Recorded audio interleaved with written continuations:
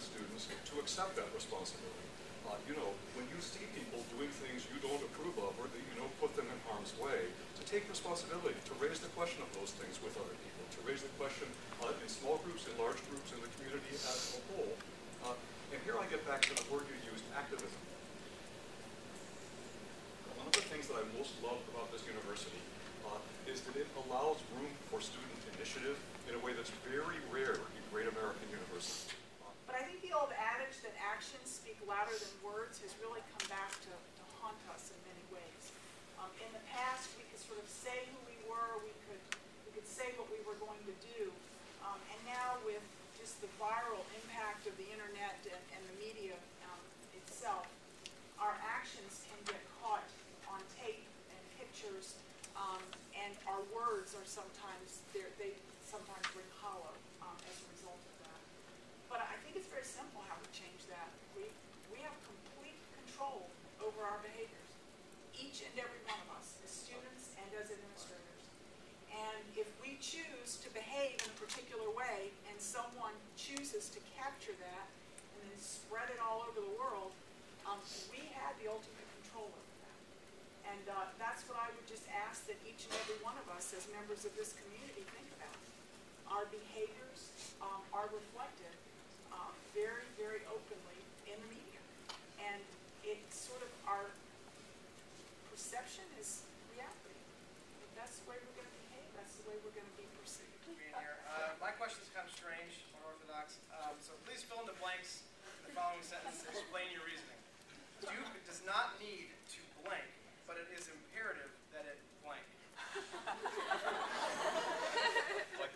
Duke does not need to be concerned with what others think about it, but it is imperative that it continues to examine for itself how it's going to achieve even greater excellence. We need to work on making sure the reality is right, but if we're just preoccupied with what the U.S. News and World Report thinks, or what our colleagues at an Ivy institution think, or what anybody in the media thinks, then we distract ourselves from what I think is really the important work, which is to look in the mirror and ask, what do we ourselves want to be? Who cares what other people want us to be? We should look at ourselves and feel good about what we are. And I think we're actually pretty damn good. I'm not as bothered by the media or the media's perception or the way that they represent Duke as I am the comments that I hear from students about how they feel about that representation.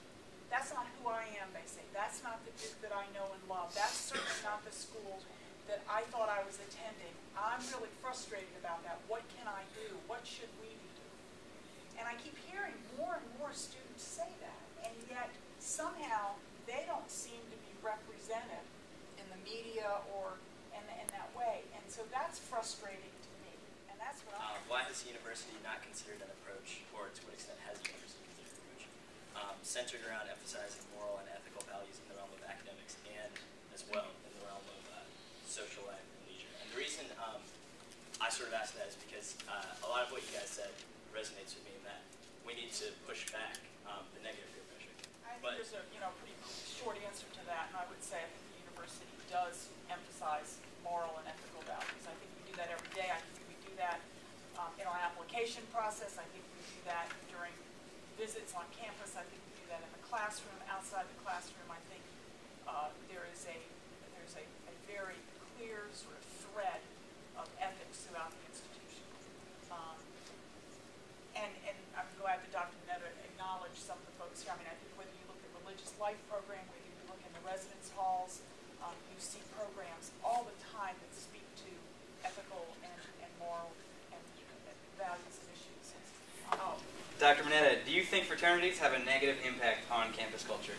Discount virtually every positive aspect that the Greek community has. So the answer isn't a simplistic, are they evil, are they good? They are very much part of the Duke fabric. They're very much part of our community. They have the potential to be, so much more than I think they themselves view yourself showcased within our Duke community. And I think our effort, our desire in providing, advising support and trying to be, as supportive as we can, is to ensure that it's the 10 things for which we all take great pride, that everybody will know our Greek system for. I know that we can get there. But it does require looking ourselves in the face and saying there are parts of what we do that just we have to end. Do you think alcohol and all the attendant dangers are going to leave this campus or any American campus? If so, you do not know much. Because, and if you actually go back and read Chaucer, you can find that these things and all the attendant dangers were already completely documented in the 14th century, and they've been part of university life more or less ever since. So my thought is, don't wish things not to exist that are going to continue to exist, because you won't make any progress. And so you want to figure out how can you work with those associated with. At their worst, fraternities are associated sometimes with a lot of smart people behaving as if what they were proud of was their ability not to display intelligence. Sometimes they're associated with all kinds of things. One thing you know in this room is fraternities and sororities are associated with inclusion and exclusion. So the fact of the matter, actually, is that we are still hiring some of the world's best faculty, and that's been a real plus for Duke, because there are other places, notably the University of California system, where the cuts have been really draconian. But it's just not the case that we're firing faculty. And in fact, we're still a magnet for some of the best faculty in the world, and people aren't fleeing Duke at all. Do matter for students' futures. And I don't deny that, and I don't want to imply that we should just not worry about grades. But I do think that we should worry about grades less than we do. And I actually feel quite strongly that students are feeling more pressure about grades than is really warranted for what matters in the world that they're going to face. To begin to talk about what an appropriate form of game day celebration might exist. I think when Chris and I spoke, we talked about having a small meeting and then actually having a town meeting on that topic. Our intent is to be very public and engage students in that conversation and get the best of ideas. Many, many students emailed me with terrific suggestions of what we might do. What we're going to have to figure out is how we can really restore that experience to be one of preparation to support our football team. The corruption of tailgate into something that had nothing to do with support for our team, to me, was the worst sin of all. We have, the gentlemen of our football team work incredibly hard to represent the university and to show in their heart, their spirit, and their athleticism what they can be, and we need to support that.